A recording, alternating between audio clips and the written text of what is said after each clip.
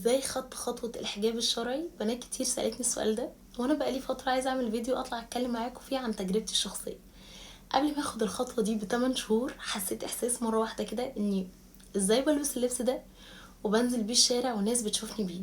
ده ما يرضيش ربنا، وانا عايزة ارضي ربنا. ومن ساعتها بقيت بلبس الجاب والدرسات اللي عندي بس، وبحاول اطول طرحي. بعدها حصلي موقف صعب جدا، ده اللي خلاني ادرك ان انا ما ينفعش اخر الخطوة اكتر من كده، وخدت الخطوة. انا يمكن لسه ما خدتش الخطوة بشكل كامل، انا بحاول ولسه هفضل احاول لحد ما اوصل لللبس اللي ربنا امرنا بيه اللي يرضيه. فانا جاي اقولك بقى، لو جالك احساس ان انت عايزه تاخدي خطوه الحجاب الشرعي ما تتردديش، خدي الخطوه. هتاخديها واحده واحده، هتاخديها مره واحده اللي يريحك. بس اهم حاجه ان انت تاخديها وتعرفي ان ربنا اختارك انه يهديكي ويقربك منه بحاجه زي كده.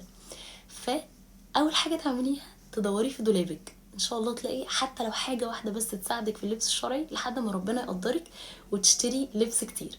وطبعا ما تتردديش تبعتيلي في اي وقت اي استفسار او اي مساعده اقدر اساعدك بيها في مسج، وانا ان شاء الله اول ما اشوفها هرد عليكي.